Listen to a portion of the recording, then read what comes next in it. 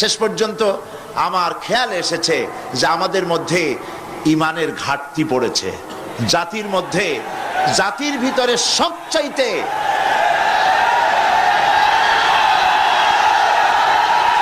জাতির মধ্যে সবচাইতে যে জিনিসের ঘাটতি হয়েছে তার নাম কি? ঈমান।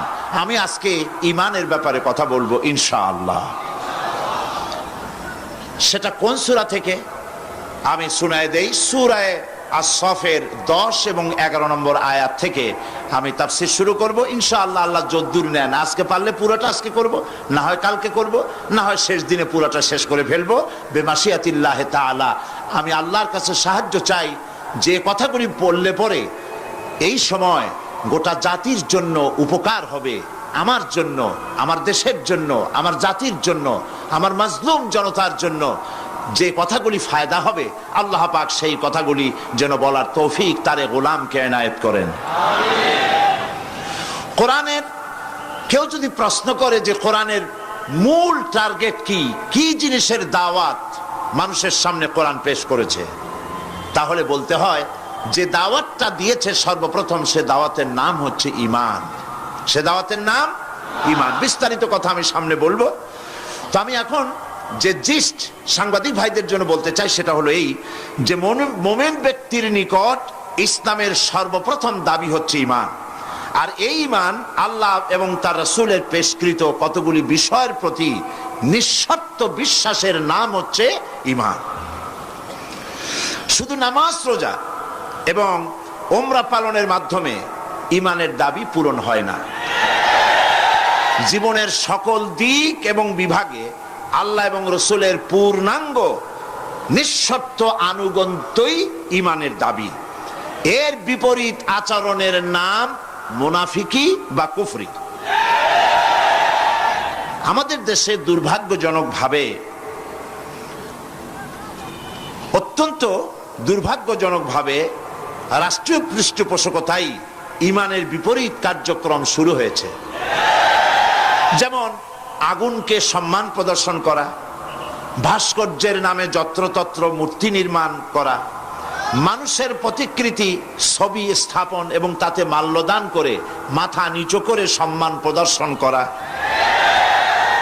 কপালে তিলক পরা, হিন্দুয়ানি কায়দায় বর্ষবরণ করা, বসন্ত মেলা, পৌষ মেলা, ভালোবাসা দিবসের নামে বেহায়াপনা, মঙ্গল প্রদীপ জ্বালানো ইত্যাদি বাঙালি সংস্কৃতির নামে যা কিছুই করা হচ্ছে তার অধিকাংশই দিন এবং ঈমানের সাথে আদৌ সঙ্গতিপূর্ণ নয়। আমরা লক্ষ্য করেছি দেশে যেটা হচ্ছে সেটা হচ্ছে হজ এবং উমরার নামে আমাদের নেতৃবৃন্দ এবং সরকারের উচ্চ পর্যায়ের ব্যক্তিবর্গ হজ এবং উমরার নামে মক্কা মদিনা গমন করেন, কিন্তু দাদা বাবুদেরকে খুশি করার জন্য গয়া, কাশী বা শান্তিনিকেতন থেকে সংস্কৃতি আমদানি করেন। এটা আর যাই হোক, এর নাম মুসলমানি নয়, এর নাম হচ্ছে সুস্পষ্ট মুনাফিকি।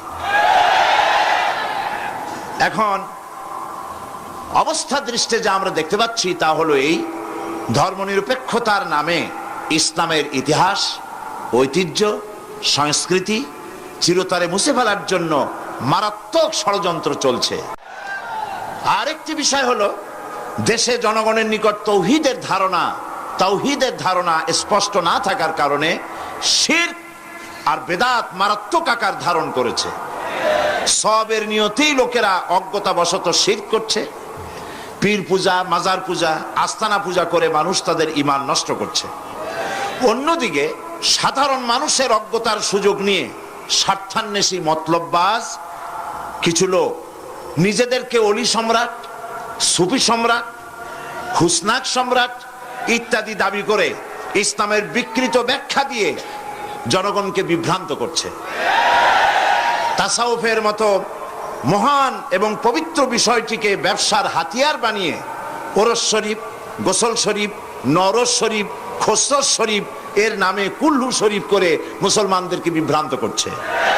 এমত অবস্থায় প্রত্যেক মুসলমান নরনারীকে ইসলামের সর্বপ্রধান এবং সর্বপ্রথম দাবি ঈমানকে কোরআন এবং হাদিসের আলোকে বুঝে নিতে হবে এবং এর দাবি পঙ্খনা-পঙ্খ রূপে মুসলমানদের মেনে চলতে হবে। এই হলো আজকের বক্তৃতার সারাংশ আমি সাংবাদিক ভাইদের জন্য তুলে ধরলাম। কোরআনে কারীমের মূল দাওয়াত হচ্ছে ঈমান। সেই কথাটি কোরআনে কারীম থেকে আল্লাহ পাক বলছেন। আমরা চাই পৃথিবীতে শান্তি চাই আর আখিরাতে মুক্তি চাই। কয়টা জিনিস চাই আমরা? বলুন, কয়টি জিনিস চাই? দুটি জিনিস। একটা চাই পৃথিবীতে শান্তি আর আখিরাতে মুক্তি। এই তিনটি জিনিস আমরা দাবি করি বা চাই। এখন এই শান্তি, দুনিয়ার শান্তি এবং আখিরাতের মুক্তি কিভাবে হবে, সেজন্য আল্লাহ পাক বলছেন, ইয়া আইয়ুহাল্লাযীনা আমানু হাল আদুল্লুকুম আলা তিজারাতিন তুনজিকুম মিন আযাবিন আলীম তু'মিনুনা বিল্লাহি ওয়া রাসূলিহি ওয়া তুজাহিদুনা ফি সাবিলিল্লাহ وتجاهدون في سبيل الله بأموالكم وأنفسكم ذلكم خير لكم إن كنتم تعلمون صدق الله العظيم। আল্লাহ পাক বলছেন সূরা আস-সাফ, হে বিশ্বাসীরা, তোমরা যারা ঈমান এনেছো, শোনো, আমি কি তোমাদেরকে এমন একটা ব্যবসার কথা বলবো না যে ব্যবসায় তোমাদেরকে জাহান্নামের কঠিন পীড়াদায়ক শাস্তি থেকে রক্ষা করবে? এমন একটি ব্যবসার কথা আমি কি তোমাদেরকে বলবো না? তার মানে হচ্ছে অবশ্যই আমি তোমাদেরকে এরকম একটি ব্যবসার কথা বলবো। সুবহানাল্লাহ বলেন। কিভাবে চললে পরে জাহান্নাম থেকে মুক্তি পাওয়া যাবে সে কথাটি আল্লাহ পাক গোপন রাখেননি, ওপেন সিক্রেট। তিনি তো বান্দাদেরকে এজন্য সৃষ্টি করেন নাই যে বান্দাগুলি তিনি সব জাহান্নামে দিবেন। তিনি তৈরি করেছেন মানুষকে হেদায়েত যেন তারা পায়, সেই জন্য আল্লাহ পাক তাকে জ্ঞান দিয়েছেন, নবী দিয়েছেন, কিতাব দিয়েছেন। আল্লাহ পাক বলছেন, আমি অবশ্যই এমন একটা ব্যবসার কথা তোমাদেরকে বলবো। সেই ব্যবসাটা কি? تؤمنون بالله ورسوله وتجاهدون في سبيل الله بأموالكم وأنفسكم ذلكم خير لكم إن كنتم تعلمون। সেই ব্যবসাটা হচ্ছে, সেই ব্যবসার জন্য তিনটা পুঁজি লাগবে। কয়টা পুঁজি? একটা হচ্ছে ঈমান বিল্লাহ, আল্লাহর প্রতি ঈমান। আরেকটা হচ্ছে রাসূলের প্রতি ঈমান। আরেকটা হচ্ছে আল্লাহর রাস্তায় জিহাদ করা, মাল দিয়ে আর জান দিয়ে। এই তিনটি জিনিস। ঈমান আনা ফরজ। ঈমান আনা কি? আল্লাহর প্রতি ঈমান আনা কি? রাসূলের প্রতি ঈমান আনা কি? এবং আল্লাহ রাসূলের আইন প্রতিষ্ঠার জন্য জিহাদ করা কি? তিনটি জিনিসকে আল্লাহ পাক ফরজ করে দিয়েছেন। কে ফরজ করেছেন? আসুন ধীরে ধীরে আমরা এই তিনটি বিষয় আলোচনা করি। ব্যবসার কথাটা আল্লাহ বললেন কেন? ব্যবসার কথাটা এই জন্য বলেছেন, এর মধ্যে দুটি কারণ আছে। একটা কারণ হলো এই যে মানুষেরা ব্যবসাটা বোঝে খুব ভালো, ব্যবসার দিকে মানুষের মনটা খুব আকৃষ্ট থাকে। অল্প কাজ করে যদি বেশি মুনাফা পাওয়া যায়, মিনিমাম লেবার ম্যাক্সিমাম প্রফিট, মানুষ দেখবেন লাফায় পড়বে সেই কাজের জন্য। মাওলানা এহতেশামুল হক থানভী রহমতুল্লাহ আলাইহি তার এক ওয়াজের মধ্যে বলেছেন, আমি শুনেছিলাম, তিনি বলেছেন কিয়ামতের দিন, এটা রূপক কথা, কোরআন হাদিস নয়, কিয়ামতের দিন এক ব্যক্তিকে উপস্থিত করা হবে, তাকে ফেরেশতারা জিজ্ঞেস করবে যে আল্লাহর বান্দা, তোমার তো নেক এবং পুণ্য, পুণ্য এবং পাপ, নেক এবং বদ দুটি জিনিসই সমান সমান। এখন বলো তুমি কোথায় যাবা? তুমি কি বেহেশতে যাবা না তুমি দোজখে যাবা? লোকটি বলছে, সে লোকটি ছিল খুব বড় ব্যবসায়ী, সে বলছে, ফেরেশতা ভাই, আমি দোজখও চিনি না, বেহেশতও চিনি না, যেখানে গেলে আমার 2 পয়সা লাভ হবে সেইখানে আমি তোমায় আমারে পাঠাও। এর দ্বারা বোঝা যায় যে মানুষেরা ব্যবসার দিকে খুব বেশি আকৃষ্ট থাকে। যদি লস হয় দারুণভাবে মন খারাপ করে, একেবারে যায় যায় অবস্থা হয়ে যায়। এই জন্য ব্যবসার কথা আল্লাহ তুলে ধরলেন যাতে করে মানুষের মনটা ব্যবসার কথা শুনে আকৃষ্ট হয়। এ হলো এক। 2 নম্বরে, ব্যবসা করতে শুধুমাত্র পুঁজি লাগে না, আরো অনেক কিছু লাগে। শুধু পুঁজি হলে কি ব্যবসা হয়? যদি শুধু পুঁজিতে ব্যবসা হয় তাহলে আপনারা চেষ্টা করেন না। 10 লাখ টাকা নিয়ে নামেন, ব্যবসা সম্পর্কে কোনো জ্ঞান নাই, ব্যবসার কিছু জিনিসপত্র কিনে নিয়ে 10 লাখ টাকা বা 20 লাখ টাকার পুঁজি নিয়ে বসেন, 1 মাসও লাগবে না আপনার দোকানে লাল বাতি কয়েকটা জ্বলার জন্য, ঠিক কিনা? তাহলে ব্যবসা করার জন্য শুধু পুঁজি যথেষ্ট নয়, পুঁজির সাথে সাথে ব্যবসার জ্ঞান থাকতে হবে, ঠিক কিনা? অভিজ্ঞতা থাকতে হবে, জ্ঞান থাকতে হবে। এবং ব্যবসায় পুঁজি খাটাইয়া জ্ঞান নিয়ে বসে থাকলে হবে না, শ্রম দিতে হবে, লেবার দিতে হবে, রাত জাগতে হবে, চেষ্টা করতে হবে। দেশ বিদেশের ওই মালের, যে মালের ব্যবসা আপনি করেন তার দাম কোথায়, কেমন, কোথার থেকে কিনলে লাভ, আপনি এখানে বিক্রি করলে লাভ বেশি হবে, এই সব ব্যাপারে চিন্তা ভাবনা করতে হবে, শ্রম দিতে হবে, মেধা দিতে হবে, রাত জাগতে হবে, দৌড়দৌড়ি করতে হবে। এত কিছু করার পরে তারপরে ব্যবসা হওয়ার সম্ভাবনা আছে, তবে লসের সম্ভাবনাও উড়ায় দেওয়া যায় না। আল্লাহ পাক বলছেন আমার সাথে একটা ব্যবসা করো। এই ব্যবসাটা হলো ইমানের ব্যবসা। এই ব্যবসাটা কিসের ব্যবসা? ইমানের ব্যবসা। এই ব্যবসার জন্য, এই ব্যবসাটার উদ্দেশ্য কি? জাহান্নাম থেকে বাঁচা। বলেন ব্যবসার উদ্দেশ্য কি? জাহান্নাম থেকে বাঁচার জন্য একটা ব্যবসা আমার সাথে করো। সেই ব্যবসাটার পুঁজি হলো ইমান। সেই ব্যবসার ক্যাপিটাল কি? ইমান। সেই ইমান লাগাইয়া বসে থাকলে হবে না, শুধু পড়লে হবে না লা ইলাহা ইল্লাল্লাহু মুহাম্মাদুর রাসূলুল্লাহ। জোরে পড়েন লা ইলাহা ইল্লাল্লাহ, লা ইলাহা, লা ইলাহা ইল্লাল্লাহ, লা ইলাহা। অল্প দিবা। লা ইলাহা ইল্লাল্লাহু মুহাম্মাদুর রাসূলুল্লাহ। এই কলেমার পুঁজি খাটাইয়া বসে থাকলে হবে না, ইমানের জন্য পুঁজি খাটাতে হবে। পুঁজি হলো জাহান্নাম থেকে বাঁচার জন্য, পুঁজি হলো ইমান। সেই ইমান খাটাইয়া কলেমা পড়ে বসে থাকলে হবে না, শ্রম দিতে হবে, চিন্তা করতে হবে, রাত জাগতে হবে। যার উপরে ইমান এনেছেন তার উপরে ইমান আনার কারণে যদি অত্যাচার আসে সহ্য করতে হবে, বরদাস্ত করতে হবে। এরকম নয় ইমান এনেছি এই কথা বলবেন, আহাসিবান নাসু আন ইউতরাকু আন ইয়াকুলু আমান্না ওয়া হুম লা ইফতানুন। আল্লাহ রাব্বুল আলামিন বলেছেন, লোকেরা কি একথা ভেবেছে ঈমান এনেছি এই কথা বলার সঙ্গে সঙ্গে বিনা পরীক্ষায় আমি তাদেরকে জান্নাত দেব, এটা কি মনে করেছে, মনে করে নিয়েছে নাকি?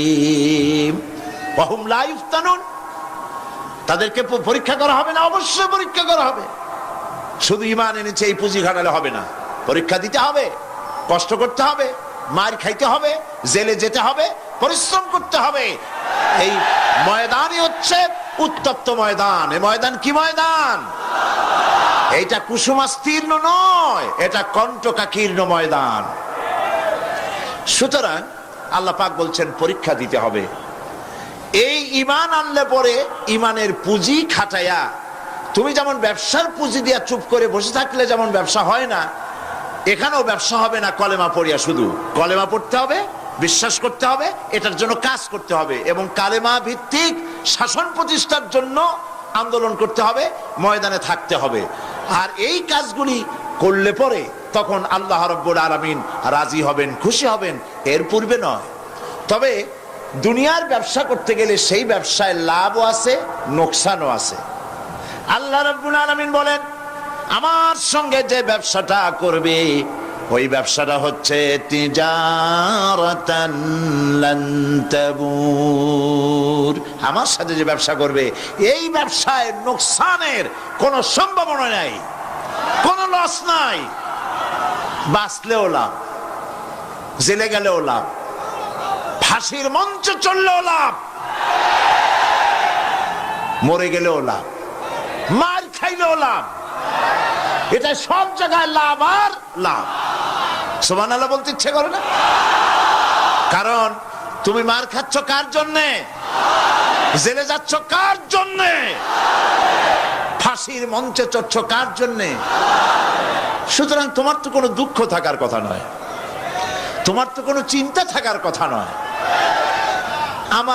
আমাকে তো আমার আল্লাহ শিখেই দিছেন কি, কুল ইন্না সালাতি ওয়া নুসুকি ওয়া মাহইয়ায়া ওয়া মামাতি লিল্লাহি রাব্বিল আলামিন। পড়েন আমার সাথে, সবাই পড়েন।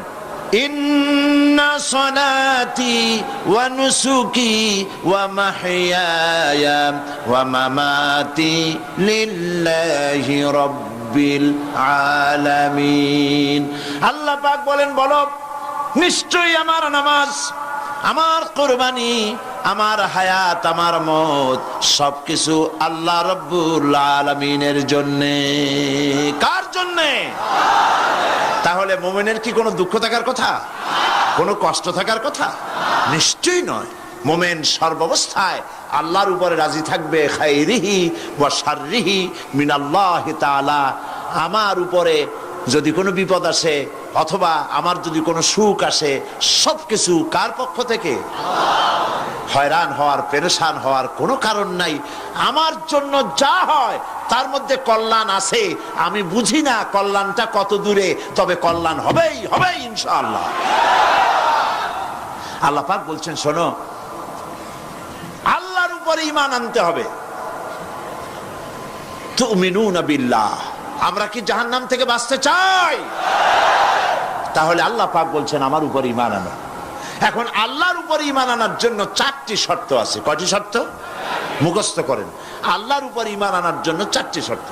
1 নম্বরের শর্ত হচ্ছে আল্লাহ পাক আছেন, এটা বিশ্বাস করতে হবে। অনেক মুমিনও অনেক সময় প্রশ্ন করে বসে বিপদ দেখে, আল্লাহ কি আছে? এই চিন্তাই এই ধরনের পেরেশানি আর হতাশ হয়ে কথা বলতে পারে কেবলমাত্র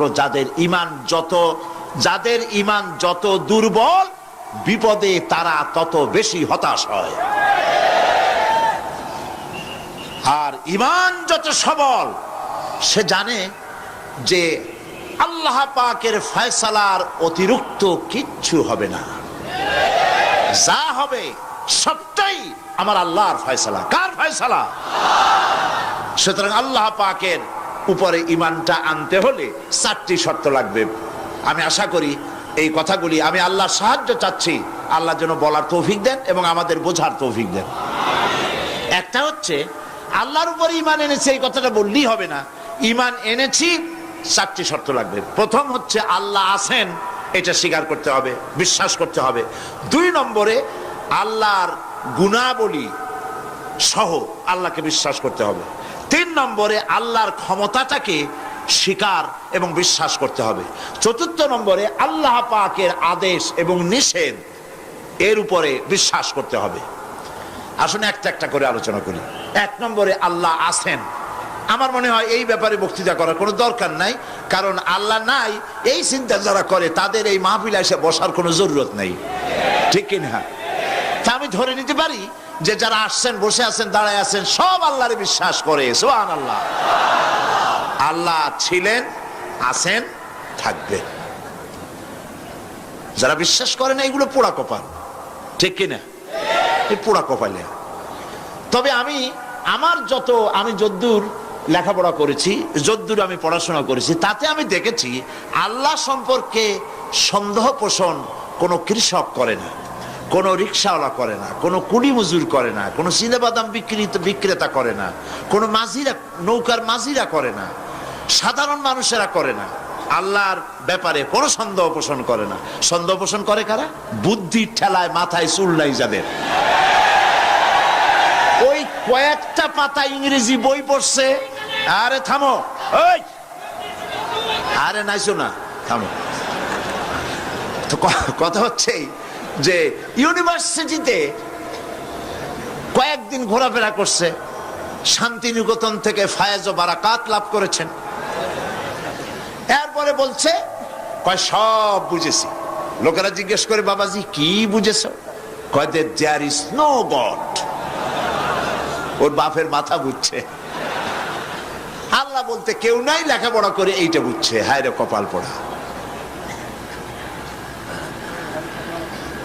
একজন কৃষক একজন ছাগলের রাখালকে আরব দেশে জিজ্ঞেস করা হয়েছিল আল্লাহ যে আছে এর কোনো প্রমাণ তুমি কি দিতে পারবা? তুমি কি প্রথমে বলো আল্লাহ আছে, তুমি কি বিশ্বাস করো? কয় অবশ্যই করি। কয় আল্লাহ আছে এর কোনো প্রমাণ আছে তোমার কাছে? কয় কোনো প্রমাণ নাই, তবে আমি বুঝি আল্লাহ আছে। বলে কেমনে? কয় যে আমি তো ছাগলের রাখাল, আমি তো লেখাপড়া করিনি, আমি দার্শনিকও না বিজ্ঞানীও না কিছু না, ছাগল পালি। আমি চিন্তা করি ছাগলে খায় ঘাস আর পায়খানা করে কতগুলো ক্যাপসুলের মতো ট্যাবলেট, আল্লাহ যদি না থাকবে সেগুলো হয় কেমনে? ওর মাথা যেমন ও বুঝছেও তেমন। কথা বুঝতে পেরেছেন? ছাগলের রাখাল ছাগলের পায়খানা দেখা ওর মনেও চিন্তা আসে নিশ্চয়ই কেউ পরিকল্পনা করে এরকম করে। কিন্তু ইউনিভার্সিটিতে কিছু সংখ্যক শিক্ষক আছেন জনগণের 12 কোটি মুসলমানের পয়সা দিয়া বেতন খায় আর বলে আল্লাহ নাই। একজন তো এই কথা কয়ে মরেই গেছে। মরার সময় বেচারা বুঝতে পারছে যে কবরে গেলে দশাটা কি হবে, সেই জন্য কবরে যাব না। বলে দিল আমার দাফন করবে না, কাফন দিবা না, জানাজা দিবা না, এমনি নিয়া ফেলাইতো। তারপরে কি বলে মেডিকেল কলেজে দিয়ে দিও, ছেলেরা আমাকে অপারেশন করিয়া কাটাছেড়া করিয়া অপারেশন শিখবে। তার ওসিয়ত অনুযায়ী কাজ হয়েছে। এত বড় বুদ্ধিজীবী তো তার ওসিয়ত তো শোনাই লাগে। ওর কাফনও হয় নাই, দাফনও হয় নাই, গোসলও হয় নাই, কপালে নাই, কি হবে? তারপরে থুইছে বারডেমের মধ্যে। কিছুদিন পর তাকে পাঠানো হয়েছে মেডিকেল কলেজে। মেডিকেল কলেজের ছাত্ররা যখন শুনলো যে ওই লোকটার লাশ আসতেছে, ওরা দাঁড়ায় বলছে আল্লাহর রাস্তায় মাপ চাই, এই হুজুর এখানে আনবেন না। উনি বেঁচে থাকতে আল্লাহরে অস্বীকার করছে, এখন ওনারে কাইটা যদি আমরা অপারেশন শিখি তাহলে যে রুগীরে ধরবো যাও বাস পেয়ে ওইটা মরবে। কাজী এটারে ফিরাও। এরপরে নিয়া কোনো জায়গায় নিল না, আবার নিয়া বারডেমের ডিপ ফ্রিজের মধ্যে রেখে দিছে। আমার এখন চিন্তা হয়েছে যে এই লাশটারে যদি এখন রাস্তায় ফেলায় দেয় কুত্তাও খাবে না। কারণ আমার দেশের কুত্তা, আমার দেশের কুকুরেরা এতটা অভদ্র না যে কুকুরে এত পুরানা বাসি লাশ খাওয়ার মতো আমাদের কুকুর এত বেয়াদব হয় নাই, এতটা অসভ্য হয়ে পারে না। কাজী আল্লাহর সাথে যারা নাফরমানি করে আল্লাহ এরকম দেখান, তবে এগুলি বুঝবে কারা? বুঝবে কারা? আল্লাহ রাব্বুল আলামিন বলেন ওয়াতিলকাল আমসালু নাদরিবুহা লিন্নাস ওয়ামা ইয়াকিলুহা ইল্লাল আলিমুন। অসংখ্য দৃষ্টান্ত এই পৃথিবীর বুকে ছড়ায় রেখেছি। এসব দৃষ্টান্ত থেকে উপদেশ গ্রহণ করতে পারবে তারা যাদেরকে আমি রব্বুল আলামিন জ্ঞান দান করেছি, যাদের জ্ঞান দিয়েছি। ওরা তো জ্ঞান পায় নাই, ওরা পাইছে বুদ্ধি। ওরা কি পেয়েছে? বুদ্ধি। আল্লাহ কোরআন শরীফে কোথাও বলেন নাই যে তোমরা আমার কাছে দোয়া করো আল্লাহ আমার বুদ্ধি বাড়ায় দাও। আছে না এরকমের কথা? আল্লাহ কি বাড়াইতে বলছেন? আল্লাহ রাব্বুল আলামিন বান্দাদেরকে শিখায়েছেন বান্দার আমার কাছে দোয়া কর, রব্বি জিদনি ইলমা। পড়েন সবাই, রব্বি জিদনি ইলমা। আয় আমার রব, আয় আমার স্রষ্টা, তুমি আমার ইলমকে, আমার জ্ঞানকে বৃদ্ধি করে দাও। বলেন সুবহানাল্লাহ। সুতরাং আল্লাহ রাব্বুল আলামিন সম্পর্কে সামান্য লেখাপড়া যারা করে ওরা আল্লাহরে বুঝবে কি করে? তবে আল্লাহ কোনো অ্যাকশন নেন না। পিঁপড়া সে যদি হাতির দেখে একটা ঠ্যাং উঁচু করে বলে হে হাতি কত বড় একটা দেহ, এরকম যদি একটা বেসকি দেয় তাহলে হাতি কি পিঁপড়ারে তাড়িয়ে আসে নাকি? আরে তোমার মতো ছাগল পাগল কইলো যে আল্লাহ নাই, তাতে আল্লাহর কিছু আসে যায়? ছাগল পাগল কুকুর ভেড়া এগুলোর কোনো দাম নাই আল্লাহর কাছে, এগুলোর কোনো মূল্য নাই। আল্লাহ পাক বলেছেন যারা আল্লাহরে অস্বীকার করে, যারা কাফের, তারা জানোয়ারের চাইতে নিকৃষ্ট। তারা হচ্ছে পৃথিবীর সমস্ত সৃষ্টি জগতের মধ্যে নিকৃষ্ট হচ্ছে তারা যারা কাফের, যারা আল্লাহকে অস্বীকার করেছে। দেখুন কোরআন শরীফে আল্লাহ পাক এক জায়গায় বলেছেন ওয়ালাকাদ জারানা লি জাহান্নামা কাসীরাম মিনাল জিন্নি ওয়াল ইনস। আমি মানুষ এবং জিনেদের মধ্যে এক শ্রেণীর মানুষ আর জিনকে তৈরি করেছি জাহান্নামের জন্য। জাহান্নামের জন্য তারা তৈরি হয়েছে। কারা?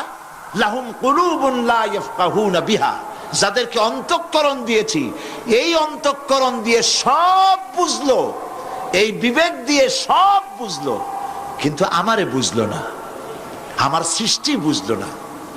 ওয়ালাহুম আয়ুনুন লা ইউবসিরুনা বিহা, তাদের চোখ দিছি, কিন্তু চোখ দিয়ে সব দেখলো, আমার সৃষ্টি দেখে আমাকে চিনলো না। তাদের কান দিলাম, এ কান দিয়া সব শুনলো, কিন্তু মজলুম দুর্বলের ফরিয়াদ তাদের কানের মধ্যে ঢুকলো না। উলাইকা কাল আনআম, আল্লাহ পাক বলেন এগুলি হলো চতুষ্পদ। কি কোন আপনারা বলেন? কি জানোয়ার? কে বলতেছেন? আপনারা কি রাগ করতেছেন নাকি? আর রাগ করলে হবেটা কি? সৃষ্টি যিনি করেছেন, এই পদবাচ্যে বিশেষিত বিবেচিত করেছেন সেই আল্লাহ।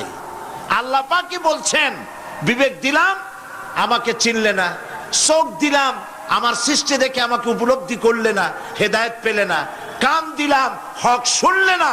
উলাইকা কাল আনআম, মালিক চেনো নাই, কাজী তুমি হচ্ছ চতুষ্পদ জানোয়ারের মতো। এ পর্যন্ত বললে না হয় হতো, কিন্তু আল্লাহ আর একটু আগায় গেলেন। আল্লাহ পাক সামনে গিয়ে বললেন বালহুম আদাল, জানোয়ারের চাইতে নিকৃষ্ট। আমি এইটা বুঝি নাই, জানোয়ারের চাইতে নিকৃষ্ট আল্লাহ কইলেন কেন? পরে অনেক চিন্তা করে বুঝে আসলো। আল্লাহ পাক বলেছেন বুঝতে চেষ্টা করতে চাইলে আল্লাহ পাক বোঝার ব্যবস্থা করে দেন। সুবহানাল্লাহ। তো এটা কেন জানোয়ারের মতো হইল কেন? পরে চিন্তা করে দেখলাম যে বিষয়টা হচ্ছে মালিককে চেনা নিয়ে, আল্লাহকে চেনা নিয়ে। পশুতে কিন্তু মালিক চেনে, পশুতে মালিক চেনে। যেমন আপনারা বাড়িতে যদি কেউ কুকুর পোষেন, কুকুর পোষেন অনেকে, এই কুকুর পোষেন কেন? কুকুর পুষেছেন চোর ডাকাত যাতে বাড়িতে হামলা না করতে পারে, সেজন্য কুকুর পুষেছেন। গভীর রাত্রে মানুষের পায়ের আওয়াজ পাওয়ার সাথে সাথে কুকুর তার ভাষায় বিরাট গর্জন করে ওঠে, ঠিক কিনা? তার ভাষায় সে বলে, সে বলতে থাকে, তার ভাষায় সে বলে থাম, স্টপ, পরিচয় দে তুমি কে।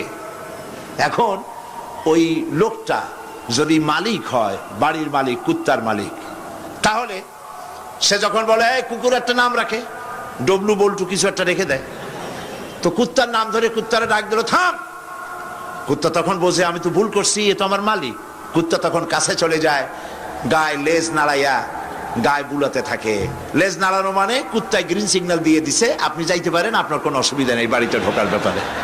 তাহলে দেখা গেল কুত্তায় মালিক চেনে। কুত্তা কি করে? আবার যদি চোর আর ডাকাত আসে, তাহলে কুকুর ঘেউ করে ওঠার সঙ্গে সঙ্গে চোর বা ডাকাত আওয়াজ তো করতে পারবে না, তাহলে মালিক জেগে উঠবে। দৌড়াতে গেলে আর উপায় নাই, কুত্তা আবার এখন আর লেজ নাড়বে না, চাম করে পড়বে এবং কামড়ায় ধরবে তার ঠ্যাং অথবা ঘাড়, ঠিক কিনা? তাহলে বোঝা গেল কুত্তায় শত্রুও চেনে, মালিকও চেনে। কিন্তু এক শ্রেণীর নাস্তিক, তথাকথিত এক শ্রেণীর বুদ্ধিজীবী যারা আল্লাহকে অস্বীকার করেছে, সব বুদ্ধিজীবী খারাপ তা না, কিছু বুদ্ধিজীবী তো নিশ্চয়ই ভালো, ঠিক কিনা বলেন? কিন্তু এক শ্রেণীর আছে যারা আল্লাহরে চেনে নাই, ওরা কিন্তু বাড়ির ওই গৃহপালিত ওই পশুর চাইতেও খারাপ, নিকৃষ্ট। বালহুম আদাল, জানোয়ারের চাইতেও নিকৃষ্ট। মালিককে চিনতে হবে। সেই মালিককে চেনার জন্য আল্লাহ রাব্বুল আলামিন কোরআনে কারীমের ভিতরে এই সূরাটির মধ্যে আল্লাহ পাক বলছেন আমার সাথে ব্যবসা করতে হবে, এবং প্রথম কাজ হচ্ছে আমাকে চেনা, আল্লাহকে চিনতে হবে। আল্লাহ আছেন তা বিশ্বাস করতে হবে। একটি কথার ভেতরে, একটি ছোট্ট সূরার মধ্যে আল্লাহ পাক বিষয়টি ক্লিয়ার করেছেন। আল্লাহ পাক বলেছেন কুল হুয়াল্লাহু আহাদ। সূরাটি মুখস্থ আছে কিনা? পড়েন সবাই আমার সাথে, গলা ছেড়ে দিয়ে পুরুষের মতো। কুল হুয়াল্লাহু আহাদ আল্লাহুস সামাদ লাম ইয়ালিদ ওয়া লাম ইউলাদ ওয়া লাম ইয়াকুন লাহু কুফুয়ান আহাদ। আল্লাহ পাক বলেন, বলো হে নবী আপনি বলুন, আল্লাহ এক এবং একক, তিনি বেনিয়াস, কারো মুখাপেক্ষী তিনি নন। তিনি কাউকে জন্ম দেন নাই, তাকেও কেউ জন্ম দেয় নাই। আকাশ আর জমিনে আল্লাহ পাকের সমকক্ষ কেউ নাই। সুবহানাল্লাহ। এ হচ্ছে আমার আল্লাহ, এ হচ্ছে আমার আল্লাহ। কাউকে জন্ম দেন নাই, তিনিও কারো জন্মে হন নাই। তিনি কারো মুখাপেক্ষী নন, আকাশ আর জমিনে তার সমকক্ষ কেউ নাই। সুতরাং এই হচ্ছে আল্লাহ পাক। তার জাতকে, তার অস্তিত্বকে মানতে হবে, স্বীকার করতে হবে। এটা গেল এক নম্বর। দু নম্বরের কথা হচ্ছে, যেহেতু ইমানের উপরে আমি ব্যাপক কথা আলোচনা করতে চাই ইনশাআল্লাহ, সেই জন্য খুব বেশি ব্যাখ্যা দিচ্ছি না। দুই নম্বরে হচ্ছে, আমি বলছিলাম কয়টা শর্ত? চারটে। এক নম্বর কি? আল্লাহর অস্তিত্ব। দুই নম্বরে হচ্ছে আল্লাহর গুণাবলী, গুণাবলীকে স্বীকার করা। পানিকে বিশ্বাস করতে হবে, পানি ডুবাই দিতে পারে, ভিজাইতে পারে। পানির এই ধর্ম সহকারে, এই শক্তি সহকারে পানিকে বিশ্বাস করতে হবে। পয়জনকে বিশ্বাস করতে হবে, তাকে পান করলে আমি মরে যেতে পারি। সাপে দংশন করলে মরে যেতে পারি, সাপকে এভাবে বিশ্বাস করতে হবে। বাঘকে বিশ্বাস করতে পারে হতে হবে যে সে যে কোনো মুহূর্তে আমাকে হামলা করতে পারে। প্রত্যেক জিনিসের শক্তি সহকারে, আগুন সে জ্বালাতে পারে, পোড়াতে পারে, এই শক্তি সহকারে বিশ্বাস করতে হবে। আল্লাহরে বিশ্বাস করবেন কিভাবে? আল্লাহর গুণাবলী সহকারে। বলেন, আল্লাহকে বিশ্বাস করবেন কিভাবে? তার গুণাবলী সহকারে বিশ্বাস করতে হবে। শুধু যদি বলেন আল্লাহরে বিশ্বাস করি, হবে না। আল্লাহর গুণ সহকারে বিশ্বাস করতে হবে। এক নম্বর গুণিত হচ্ছে আল্লাহ হচ্ছেন খালিক, তিনি হচ্ছেন স্রষ্টা। আল্লাহকে আমার স্রষ্টা, আমার রব, গোটা বিশ্বের রব, বিশাল আকাশের মালিক, জমিনের মালিক, বিস্তীর্ণ এই পৃথিবীর মালিক, সব কিছুর একচ্ছত্র মালিককে আল্লাহ পাককে স্রষ্টা হিসেবে মানতে হবে। তিনি সৃষ্টি করেছেন, তিনি রব, তিনি সৃষ্টি করেন, তিনি প্রতিপালন করেন, তিনি পূর্ণতায় পৌঁছে দেন। এই হিসাবে তাকে বিশ্বাস করতে হবে। গোটা সৃষ্টিকে প্রতিপালন করার জন্য পানি দরকার। এই পানির বন্দোবস্ত কে করেছেন? বলেন, কে করেছেন? এই পৃথিবীর 4 ভাগের 3 ভাগ কি? বলেন কি? পানি। আর 1 ভাগ স্থল। এই অতিরিক্ত পানি যে আল্লাহ বানালেন, 3 ভাগ পানি, 1 ভাগ স্থল। এ পানি কি খামোখা বানিয়েছেন? না। এই পৃথিবীকে বাঁচায় রাখার জন্যই আল্লাহ পাক পানি বানায় রেখেছেন, অতিরিক্ত পানি বানাইছেন। আবার ওই পানি সব জায়গায় পৌঁছতে পারবে না বলে আল্লাহ বিরাট জলাধার বানিয়েছেন, সমুদ্র, মহাসমুদ্র, বিরাট বিরাট দরিয়া। এতে পানি সব জায়গায় পৌঁছবে না বলে আল্লাহ পাক আবার খাল বানিয়েছেন, নদী বানিয়েছেন, বিল বানিয়েছেন, হাওর বানিয়েছেন। মাটির পরতে পরতে আল্লাহ পাক পানি রেখে দিয়েছেন। সুবহানাল্লাহ। তারপরে এতেও হবে না, সেই জন্য আল্লাহ পাক আবার সমুদ্র থেকে পানিগুলি তুলে মেঘমালায় পরিণত করে বৃষ্টির আকারে ফোঁটা ফোঁটা পানি দিয়ে কোথায় কোথায় শুকনা একটা বালুকণা আছে তাকেও খুঁজে বার করে পানি দিয়ে আল্লাহ পাক সিক্ত করে দেন, ভিজায় দেন। এ হচ্ছে আল্লাহ। তার এই প্রতিপালনের শক্তি সহকারে, গুণ সহকারে তাকে বিশ্বাস করতে হবে। সবকিছুর স্রষ্টা তিনি, মালিক তিনি। ওই আল্লাহ রাব্বুল আলামিন, তার গুণাবলী সহকারে বিশ্বাস করতে হবে। তার গুণ হচ্ছে তিনি খালিক, তিনি মালিক, তিনি রাজ্জাক। সকলের খাবার তিনি পৌঁছান, কারো খাবার তিনি, পৃথিবীতে যত প্রাণী তৈরি করেছেন সকলের খাবারও তিনি তৈরি করে দিয়েছেন। আল্লাহ পাক বলেছেন, ওয়া মা মিন দাব্বাতিন ফিল আরদি ইল্লা আলাল্লাহি রিজকুহা। পৃথিবীর ভিতরে এমন কোন প্রাণী নাই, এমন কোন জীব নাই যার রিস্কের দায়িত্ব আমি আল্লাহ গ্রহণ করি নাই। সুবহানাল্লাহ। সকল প্রাণী জগতের খাবার কে তৈরি করেছেন? খাবার পৌঁছায়ছেন কে?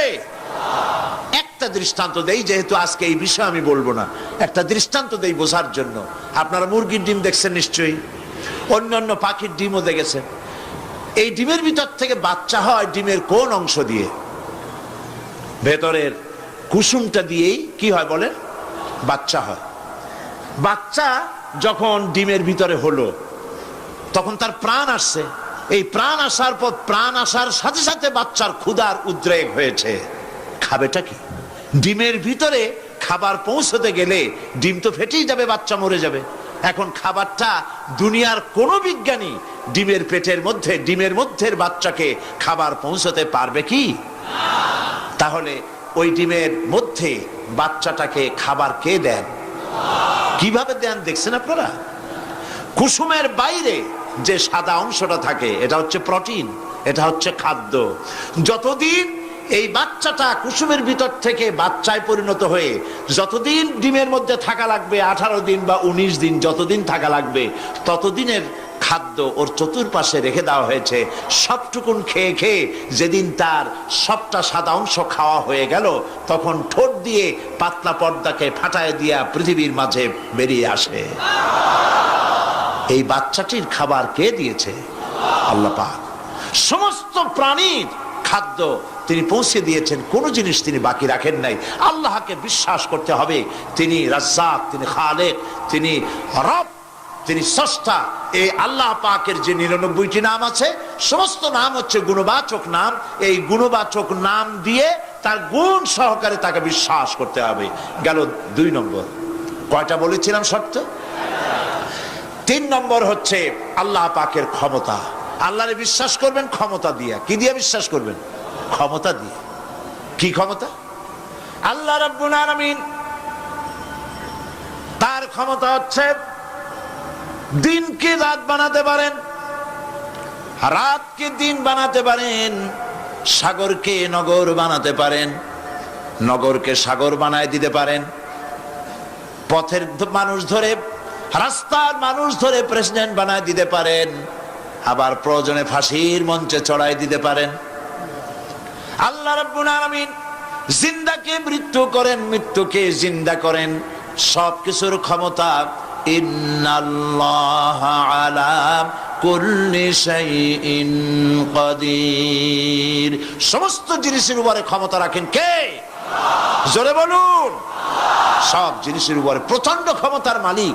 এই ক্ষমতা অ্যাপ্লাই করার জন্য আল্লাহ রাব্বুল আলামিনের কোনো বাটন টেপা লাগে না, সেনাবাহিনী ডাকার দরকার হয় না। শুধু বলেন 2টা অক্ষর। বলেন তো কি? মাশাআল্লাহ, আপনাদের ওয়াজ শুনাইয়া মজা আছে, কারণ আপনারা বোঝেন। শুধু 2টা অক্ষর, কোন হও, সাথে সাথে হয়ে যায়। এটা 2টা ব্যাখ্যা আছে। একটা হচ্ছে যেটা আল্লাহ পাক এখনই চান সেটা কোন বলার সাথে সাথে তখনই হয়। আবার যেটা এখন চান না, কিছু পরে, সেটার জন্য কোন বলার সাথে সাথে সেটার হওয়ার প্রক্রিয়া শুরু হয়ে যায়। সুবহানাল্লাহ। দেখেন না, এই যে ভারতের আনজার, ভুজ, আহমেদাবাদ, এইখানে আল্লাহ অবিশ্বাসী লোক যারা, তারা বলে প্রকৃতির লীলা খেলা। তো প্রকৃতি এটা কি কোনো জানোয়ারের নাম যা আল্লাহর অবাধ্য? আল্লাহ যা বলে তা শোনে না? এক জায়গায় কাঁপাই দিয়ে সব ভেঙে চুরে শেষ করে দেয়, অথবা বন্যা হয়ে সব ডুবাই দেয়। প্রকৃতি কোনো জানোয়ারের নাম নয়।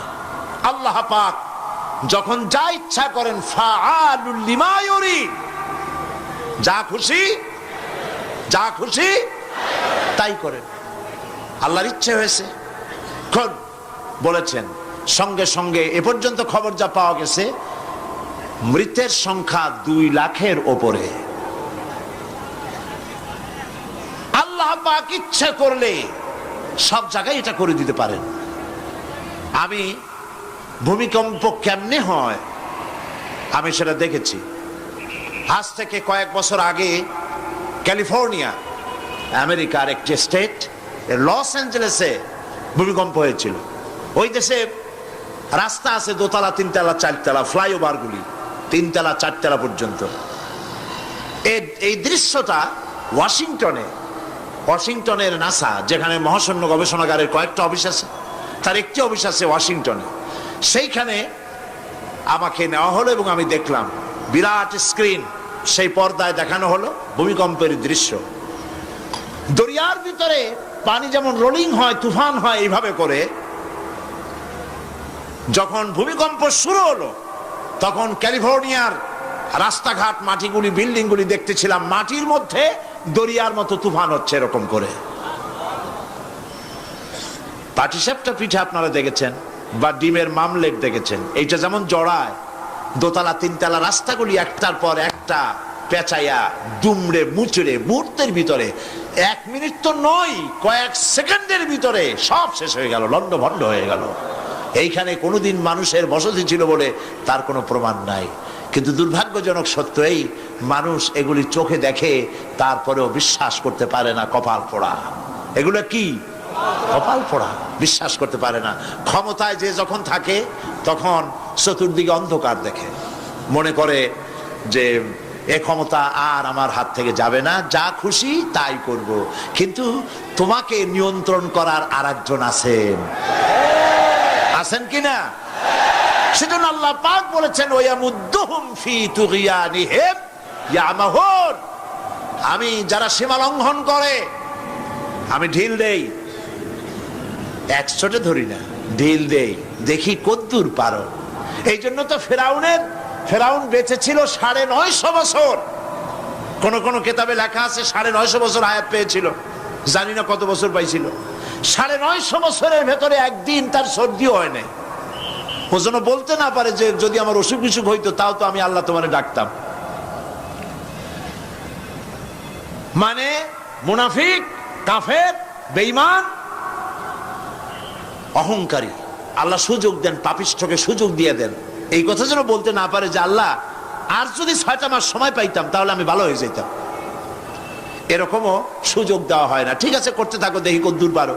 তারপরে যখন সীমা লঙ্ঘন করে করে একদম প্রান্তে এসে যায়, তখন দড়ির অপর প্রান্ত কার কাছে? কার কাছে? ঘুড়ি যত উপরেই ওড়ে, ঘুড়ির লাটায় ওই পেছনে একটা সুতা আছে, সেই সুতাটা আরেকজনের হাতে, ঠিক না? ঘুড়ি যতই মনে করুক যে আমি পাল্লা দিয়ে মঙ্গল গ্রহে যাব, যেখানে খুশি সেখানে যাব, ঘুড়ির এই অহংকার মিশে বেশি দূরে যেতে পারবে না, যেহেতু তোমার পেছনে একটা দড়ি আছে, সেই দড়িটা আরেকজনের হাতে। এই দড়িতে যখন টান দেওয়া হবে, কাছে ফিরে আসতে হবে, যেখান থেকে উৎপত্তি সেখানেই ফিরে আসতে হবে। সুতরাং আল্লাহ পাকের এই প্রচন্ড ক্ষমতাকে বিশ্বাস করতে হবে যে তিনি বিরাট ক্ষমতার মালিক। ফকিরকে আমির বানান, আমিরকে ফকির বানান, আবার প্রয়োজনে ইচ্ছে করলে পথের লোক ধরে, কেউ চেনে না কেউ শোনে না, আল্লাহ পাক ধরে নিয়ে বাদশা বানান। আবার যখন আল্লাহ নারাজ হন তখন ফাঁসিতে ঝুলায় দেন। পারেন কিনা? পারেন কিনা? প্রচন্ড ক্ষমতার মালিক তিনি। আল্লাহ পাককে বিশ্বাস করার জন্য 4টি শর্তের, আল্লাহর অস্তিত্বে বিশ্বাস, গুণাবলীতে বিশ্বাস, ক্ষমতায় বিশ্বাস, 4 নম্বরে হচ্ছে তার হুকুম এবং আহকামে বিশ্বাস।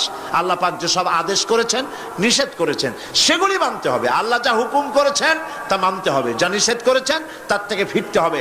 তাহলে বোঝা যাবে যে আপনি আল্লাহকে বিশ্বাস করেছেন। আল্লাহর বিশ্বাস করি কিন্তু আল্লাহর আইন মানি না, এই বিশ্বাসের কোনো দাম আছে? বলেন, দাম আছে? আল্লাহকে বিশ্বাস করি অথচ ইসলামকে বলি মৌলবাদ। ইসলামের কাজ যারা করে তাদেরকে বলি মৌলবাদী। আর যাই হোক, এগুলো মুসলমান না, এগুলি মুনাফিক। এগুলি কি? এই জন্য আল্লাহ পাক বলছেন জাহান্নামের কঠিন শাস্তি থেকে বাঁচার জন্য আমার সাথে ব্যবসা করো। কার সাথে? এই ব্যবসার মধ্যে 3টা পুঁজি। تؤمنون بالله ورسوله وتجاهدون في سبيل الله بأموالكم وأنفسكم ذلكم خير لكم إن كنتم تعلمون। আমার সাথে ব্যবসা করো। সেই ব্যবসার পুঁজি হলো 3টি। পুঁজি কয়টা বলেছি? কয়টা? একটাও এখনো শেষ হয়নি। প্রথমে বলেছিলাম আল্লাহর প্রতি ঈমান, 2 নম্বরে রাসূলের প্রতি ঈমান, 3 নম্বরে এখনই ভুলে গেলেন? জোরে বলেন কি? এখন আল্লাহর প্রতি ঈমান আনলে পরে উপকার কি কি কি উপকার হয় সেটা শোনার দরকার কিনা? ফায়দা ছাড়া তো মানুষ কাজ করে না, ফায়দা হইতে হবে, লাভ হইতে হবে। ঈমান আল্লাহর প্রতি ঈমান আনলে অনেক লাভ। তার মধ্যে কয়েকটা লাভের কথা আজকে আমি বলবো ইনশাআল্লাহ। বলেন ইনশাআল্লাহ, বলবো কিনা? কয়েকটা লাভের কথা বলি, আমি আশা করি ফায়দা হবে ইনশাআল্লাহ। বলি ইনশাআল্লাহ। এক নম্বরের ফায়দা, আল্লাহর উপর ঈমান আনলে, মুখস্থ করেন, কাগজ কলম থাকলে লিখে নেন, আর না হয় মনে মনে মনে রেখে দেন, মেমোরিতে ধরে রাখেন। আল্লাহর উপরে ঈমান আনার এক নম্বরের লাভ হচ্ছে আত্মমর্যাদার সৃষ্টি হয়। যারা আল্লাহর উপর ঈমান আনে তাদের আত্মমর্যাদার সৃষ্টি হয়, পার্সোনালিটি, শখসিয়ত তৈরি হয়। এমন শখসিয়ত হয়, শখসিয়ত মানে কি? পার্সোনালিটি। পার্সোনালিটি মানে কি? ব্যক্তিত্ব। ব্যক্তিত্ব তৈরি হয়। সে কোনো পাগল শ্রেণীর লোক হয় না, তার চলায়, তার বলায়, তার ওঠায় ব্যক্তিত্বের ছাপ ফুটে ওঠে। এই ব্যক্তিত্বের পরিস্ফুটনের কথা বিশ্বকবি বলেছেন। কে বিশ্বকবি? আল্লামা ইকবাল রহমতুল্লাহ আলাইহি। আল্লামা ইকবাল রহমতুল্লাহ আলাইহি তিনি বলছেন, খুদি কো কর ইতনা বুলন্দ, খুদি কো কর इतना बुलंद कि हर तकदीर लिखने के पहले खुदा पूछे बंदे को बता तेरी रजा क्या है। নিজের ব্যক্তিত্বের পরিস্ফুটন এভাবে গড়ে তোলো, পার্সোনালিটি, শখসিয়ত এভাবে তৈরি করো যাতে আল্লাহ পাক তোমার তকদির লেখার সময় তোমারে জিজ্ঞেস করে, বান্দা তুই বল তোর তকদিরটা আমি কিভাবে লিখবো। সুবহানাল্লাহ বলেন। এটাই হচ্ছে ঈমানের প্রথম কথা। ঈমান যে আনে তার মধ্যে মর্যাদার সৃষ্টি হয়, সে কোনো কিছুকে ভয় পায় না, আত্মমর্যাদা আসে। কারণ ঈমান আনার আগে, খুব খেয়াল করুন, ঈমান আনার আগ পর্যন্ত সে ভয় করত সাপকে, তাই সাপকে পূজা করত। সে ভয় পেত পাথরকে, তাই পাথর পূজা করত। সে ভয় পেত সূর্যকে, তাই সূর্যকে পূজা করত। সে ভয় পেত পানিকে, তাই পানি পূজা করত। ভয় পেত আগুনকে, তাই আগুনকে পূজা করত। ভয় পেত বিরাট গাছ, ওইটারই পূজা করত। যেটা বড় ওইটারই পূজা করত। কিন্তু ওর জানা নাই এর থেকে বড় এগুলি সৃষ্টি, এর থেকে যিনি সৃষ্টি করেছেন, সৃষ্টির শক্তি বেশি না স্রষ্টার শক্তি বেশি? তো পাগলের মতো এগুলোর সামনে মাথা নত করো কেন? এই জন্যে ঈমান আনার আগে তার মধ্যে ব্যক্তিত্ব ছিল না। যেখানে যা দেখেছে মাথা নত করেছে, পূজা করেছে, অর্চনা করেছে। কিন্তু কোরআন তাকে শোনায়ছে, ইন্নাল্লাযীনা তাদউনা মিন দুনিল্লাহি ইবাদুন আমসালুকুম। আল্লাহ পাক বলেন, আমাকে বাদ দিয়ে এরা যেই সব জিনিসের পূজা করে, মাথা নত করে এবং ওদের কাছে শক্তি আছে বলে মনে করে, তোমাদের জেনে রাখা উচিত ওরা তোমার মতো আমার গোলাম। আল্লাহর প্রতি ঈমান আনায় মানুষ বিনয় এবং বিনম্র প্রকাশ করে, সে অহংকারী হতে পারে না। আল্লাহর উপরে যে ঈমান আনে সে অহংকারী হইতে পারে না, কারণ আল্লাহ বলে দিয়েছেন, ইয়া মাশারাল জিন্নি ওয়াল ইনস ইন ইসতাতা'তুম আন তানফুযু মিন আকতারিস সামাওয়াতি ওয়াল আরদ ফানফুযু লা তানফুযুনা ইল্লা বিসুলতান।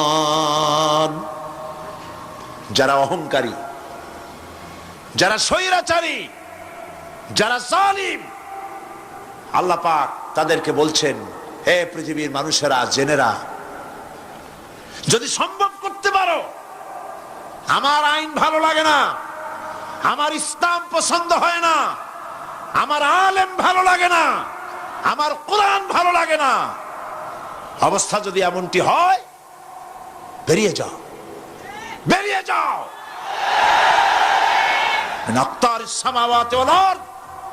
আমার সার্বভৌমত্বের ভেতর থেকে, আকাশের নিচের থেকে, জমিনের উপর থেকে বেরিয়ে যা। ফানফুযু লা তানফুযু ইল্লা বিসুলতান। কোথায় যাব? পালাবার জায়গা নাই, বেরোতে পারবে না। আকাশ আর জমিন দিয়ে প্যাকেট করে রেখেছি, পালাবার জায়গা নাই। কোথায় যাইবা? জুলুমের হাত যত আছে করতে থাকো, আর আল্লাহ রাব্বুল আলামিন দেখতেছেন। সুতরাং ইমানদার ব্যক্তি, তার মধ্যে বিনয় আসে, বিনম্র হয়। সে পয়সা করে আসে বলে অহংকার করে না, কারণ আল্লাহ বলেছেন ওয়াল্লাহুল গানিয়্যু ওয়া আনতুমুল ফুকারা। আল্লাহ সাফ বলে দিয়েছেন আল্লাহই হচ্ছেন কারো মুখাপেক্ষী নন, সম্পদশালী। আল্লাহর কোন সম্পদের অভাব নাই। ওয়া আনতুমুল ফুকারা, দুনিয়ায় তোমরা যা বাস করো সব ফকিরের গোষ্ঠী, কিচ্ছু নাই তোমাদের। তোমাদের জাতি খাইয়া শেষ করে ভালো, আর আমার কাছে যা আছে আমি শুধু দিতে থাকি, আর ভাণ্ড শুধু ভরাই থাকে, মোটেও খালি হয় না। সুবহানাল্লাহ। কাজী মোমেন বান্দা সে অর্থ এবং বিত্তের অহংকার করে না, বিদ্যার অহংকার করে না। অর্থ বিত্ত কত আছে তোমার, কয় টাকার মালিক? আল্লাহ যদি ইচ্ছে করেন ব্রেনের ভিতরে যদি টিউমার ঢুকায় দেন, ব্রেনের একটা নার্ভ আর একটা নার্ভের সাথে জড়ায় দেবেন, জায়গা হবে কোথায়? হেমায়তপুর। হেমায়তপুর কোথায়? কাছেই, পাবনা। সুতরাং আল্লাহ পাক ইচ্ছে করলে এটা করে দিতে পারেন, পারেন না? খুব করতে পারেন। হার্টের ভেতরে ক্যান্সার দিয়ে দিতে পারেন, 14 গোষ্ঠী বিক্রি করলো ডাক্তারের পয়সা হবে না, পারেন না আল্লাহ পাক? পারেন কিনা? পারেন। সেই জন্য যত বড় ধনী হোক, পয়সার মালিক হোক, আল্লাহর উপর ঈমান আনলে পরে যে গুণটা হয়, সে অহংকারী হয় না, বিনয়ী হয়। আল্লাহ রাব্বুল আলামিন কোরআনে কারীমের ভিতরে বলে দিয়েছেন লিল্লাহি মা ফিস সামাওয়াতি ওয়া মা ফিল আরদ। যারা সামান্য একটু রাজত্ব পাইয়া ছোট্ট ছোট্ট একটা দেশের প্রেসিডেন্ট, প্রধানমন্ত্রী, কি হনুরে, এরকম একটা ভাব। আর্মি হাতে, বিডিআর হাতে, পুলিশ হাতে, যা খুশি তাই করি না। আল্লাহ পাক বলছেন লিল্লাহি মা ফিস সামাওয়াতি ওয়া মা ফিল আরদ। আকাশ আর জমিনের একচ্ছত্র মালিকানা কার? চিল্লায় বলুন আল্লাহ পাকের। সুতরাং তুমি মাতবাড়ি করিয়া কদ্দূর পারবা? বেশি দূর যেতে পারবে না। গ্রামে গোয়াল আছে, গরু রাখে যে জায়গায়, ওই জায়গাটার নাম কি? গোয়াল। গভীর রাত্রে গরুর মালিক শুনতে পাচ্ছে গোয়াল ঘরে খুব শব্দ হচ্ছে। রাখালকে ডেকে বলছে, দেখতো কি কিসের শব্দ? কয় যে দেখে এসে জবাব দিচ্ছে যে গোয়ালে যে 60টার শিং মোটা, তার গুতার চোটে ওই গোয়ালের মধ্যে যত গরু আছে কেউ টিকতে পারতেছে না, খালি গুতাইতেছে সমানে। মালিক কয় যে দীর্ঘদিন থেকে দেখতেছি এটার গুতার চোটে সমস্ত গরুগুলি অস্থির হয়ে যাচ্ছে, যা একটা মোটা দড়ি দিয়া, খাট্ট একটা দড়ি দিয়া খুঁটির সাথে জড়ায় বাঁধতে রাখ গলাটারে। মোটা একটা দড়ি দিয়া গলার সাথে খুঁটির সাথে যদি বাঁধতে দেয়, এরপরে খালি ফোঁস করতে পারবে, গুতাইতে আর পারবে না। ঠিক অনুরূপ ভাবে কোন জনপদ থেকে, কোন দেশ থেকে যখন দেশের মানুষেরা, যখন দেশের নিরস্ত্র মানুষেরা, গরিব মানুষেরা যখন আল্লাহর দরবারে গভীর রাত্রে ফরিয়াদ তোলে, আল্লাহ জুলুমে অত্যাচারে জর্জরিত হয়ে গেলাম, মার খেতে খেতে শেষ হয়ে গেলাম, অত্যাচারে অত্যাচারিত হচ্ছি, চিৎকার বাড়তে থাকে, আল্লাহ পাক তখন তার নজর দিয়ে দেখেন। আল্লাহ তো দেখতেই থাকেন সব সময়ের জন্য। আল্লাহ পাক কার কারণে এগুলি হচ্ছে, আল্লাহ পাক টের পান। শিং কারো কারো মোটা হয়েছে, আজরাইলকে পাঠায় দেন, যাও খাটো দড়ি দিয়ে বাঁধে থো। খাটো দড়ি কোনটা বুঝছেন? 3 হাত, 3 হাত কবর কোনটা? খাটো দড়ি দিয়ে বাঁধে থো। সুতরাং কত বড় বড় রাজা বাদশা ক্ষমতা এলো, মানুষের উপরে জুলুম করলো, আল্লাহ পাক তার ইন্তেকাম নিয়েছেন। সেই আল্লাহ এখন আর নাই, নাউজুবিল্লাহ। সে আল্লাহ আছেন কিনা? পূর্ণ শক্তিতে বহাল কিনা? হুয়াল হাইয়ুল কাইয়্যুম। এমন অবস্থা নয় যে বাংলাদেশে কি হচ্ছে আর আল্লাহ টের পাচ্ছেন না। কি বলেন? আল্লাহ রাব্বুল আলামিন বলেন লা তাখুযুহু সিনাতুন ওয়ালা নাওম, ঘুম নাই তন্দ্রা নাই। কার? ঘুমানো না, তন্দ্রাও যান না। তন্দ্রা কারে কয়? জি, ঝিমটি, ঝিমানি, যাই বলেন আপনারা বুঝে নিয়ে। ওই যে বসে বসে এরকম এরকম করে, আল্লাহ ওরকমও করেন না। ঘুমো নাই, তন্দ্রাও নাই। হযরতে মুসা আলাইহিস সালাম বলছিলেন যে আল্লাহ তুমি নাকি ঘুমাও না।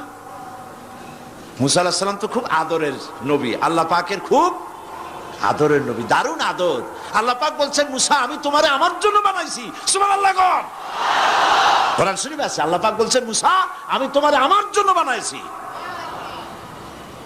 তোমাকে যখন তোমার মা দরিয়ায় ভাসায় দিয়েছিল আমি তোমার বাক্সর দিকে তাকাইছিলাম। সুবহানাল্লাহ। আল্লাহ যদি বলেন আমি তাকাইছিলাম, সুবহানাল্লাহ, তোমারে আমার জন্য বানাইছি। সুতরাং হযরতে মুসা আলাইহিস সালাম তিনি বলছেন আল্লাহ পাককে খুব আদরের নবী, তো আল্লাহ তুমি নাকি ঘুমাও না। আল্লাহ কয় তুমি বিশ্বাস করো না। হযরত মুসা আলাইহিস সালাম বললেন আল্লাহ অবশ্যই বিশ্বাস করি, তবে বুঝি না বিষয়টা কি, বুঝি না কেমনে না ঘুমাই পারে, বুঝি না। আল্লাহ আচ্ছা ঠিক আছে, তুমি যখন বিশ্বাস করছো তখন আর অসুবিধা নেই, বিশ্বাস না করলে মুসিবত ছিল। পয়গম্বর মানুষ তাকে তো বলতেই হবে বিশ্বাস করি, তবে বুঝি না। আল্লাহ কয় ঠিক আছে বিশ্বাস যখন করো আমি বুঝাই দেবো। নিয়ে আসো এক গ্লাস পানি। এক গ্লাস পানি নিয়ে আসলেন, দাঁড়ায় থাকো। মুসা আলাইহিস সালামকে আল্লাহ বললেন পানি নিয়ে দাঁড়ায় থাকো, আর ঘুমের আল্লাহ করলেন মুসারে ধর। মুসা আলাইহিস সালামের ঘুম এসে গেল। ঘুমের আমেজে হাতটা শিথিল হয়ে গ্লাসটা পড়ে ভেঙ্গে চুরমার হয়ে গেল। হযরতে মুসা আলাইহিস সালাম ভয় পেয়ে গেলেন। আল্লাহ পাক শোনায় দিলেন ভয়ের কোনো কারণ নাই, একটা পরীক্ষার জন্যই দিলাম, তোমার বোঝার জন্যই দিলাম। তুমি যেমন এক গ্লাস পানি নিয়ে, একটা গ্লাস নিয়ে এক মুহূর্ত দাঁড়াতে পারলে না, ঘুম আসলো আর হাত থেকে পড়ে গ্লাসটা ভেঙে গেল। মুসারে তুমি বুঝে নাও, তুমি জেনে রাখো তামাম সৃষ্টি জগৎ তোমার আল্লাহ আল্লাহ রব্বুল আলামিনের হাতের মুঠার মধ্যে রয়েছে।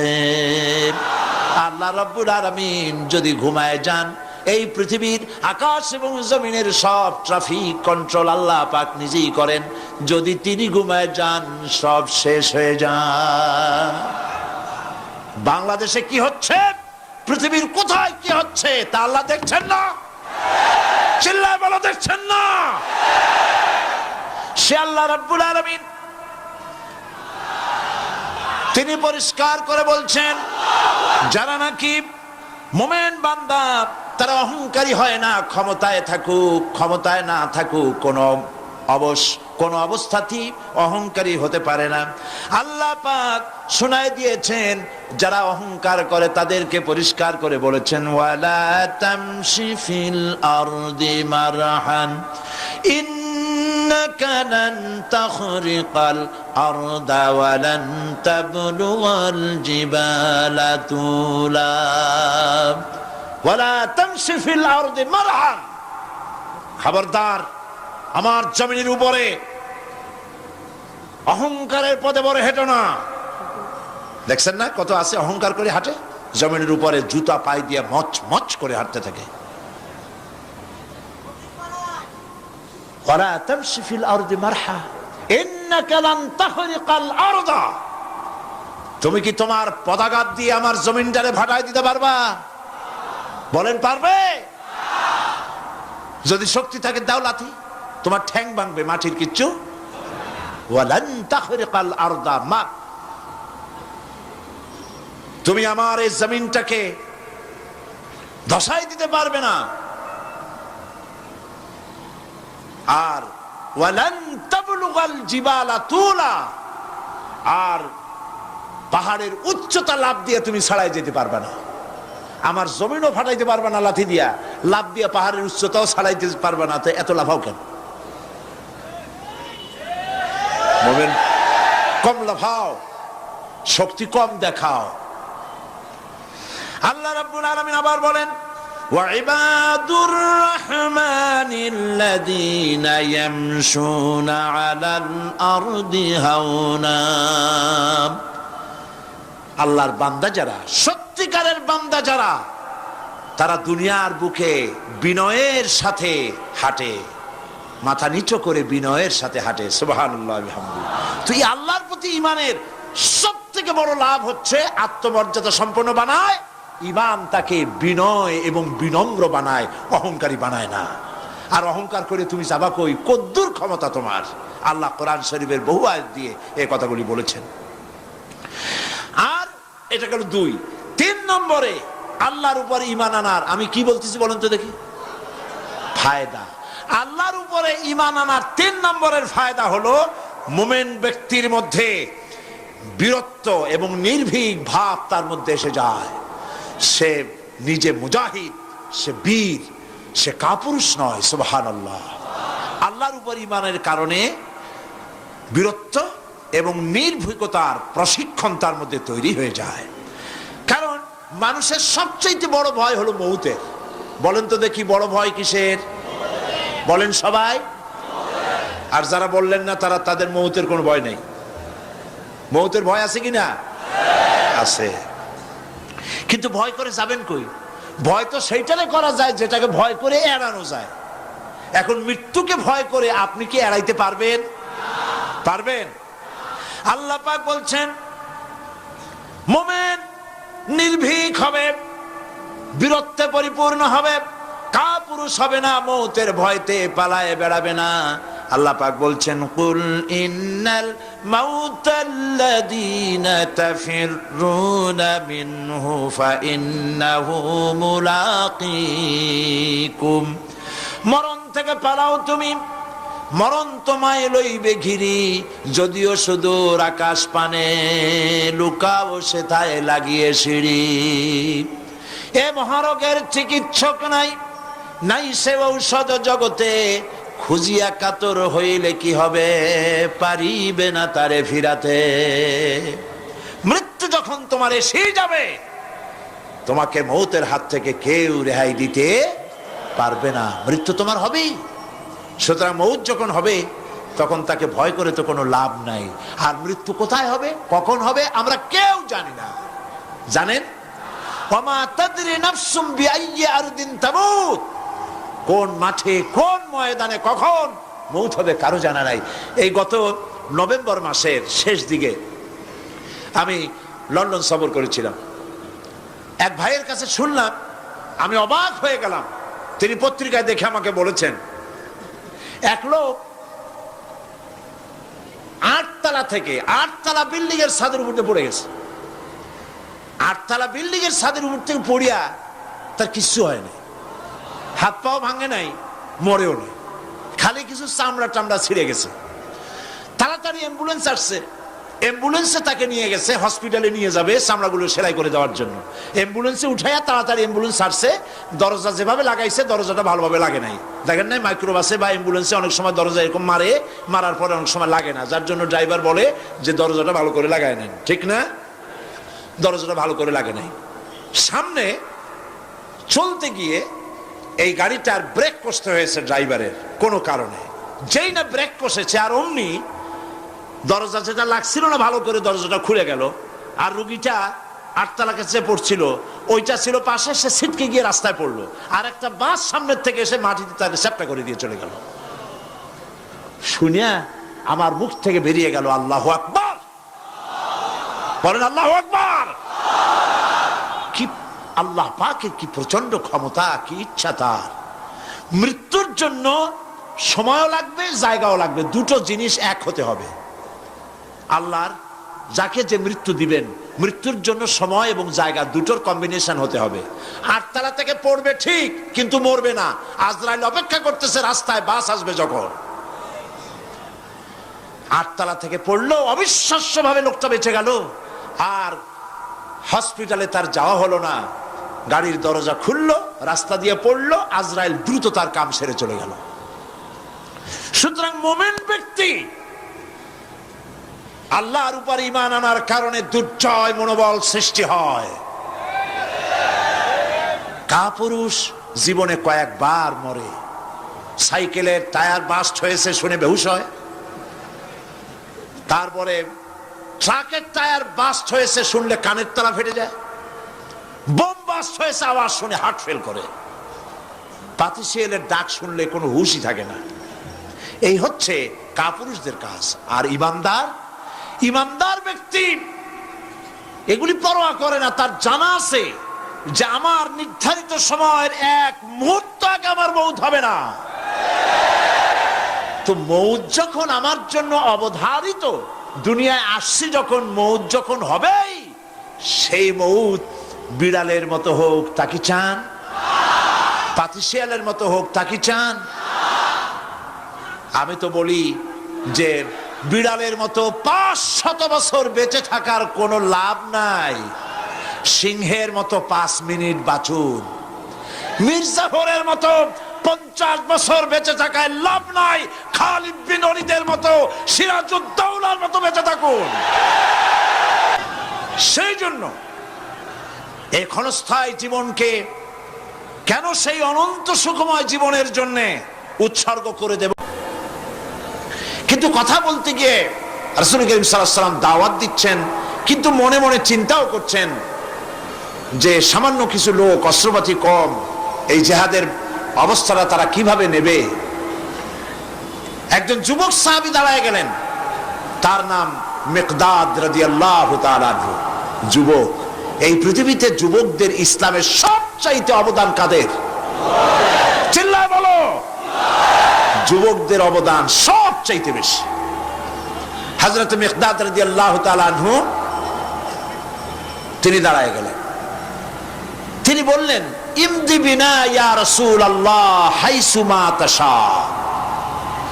হাদিস, হে রাসূল, আপনি আমাদেরকে নিয়ে চলুন। কত সৈন্য তারা আসতেছে, কত অস্ত্র নিয়ে আসতেছে, এটা আমাদের ভাববার বিষয় নয়। আপনি আমাদের নিয়ে চলুন, হাইসু মা তাশা আয়ে হাইসু মা আমারাকাল্লাহ। আল্লাহ আপনাকে যেদিকে আমাদের নিয়ে যাইতে কয়, আপনি সেই দিকে আমাদের নিয়ে চলুন। ইন্না লা নাকুলু লাকা কামা ক্বালা বনু ইসরাঈল লিমূসা আলাইহিস সালাম ইযহাব আনতা ওয়া রাব্বুকা ফাকাতিলা ইন্না হাহুনা কায়িদুন। অর্থাৎ, হে রাসূল, আমরা বনি ইসরাইলের মতো বলবো না।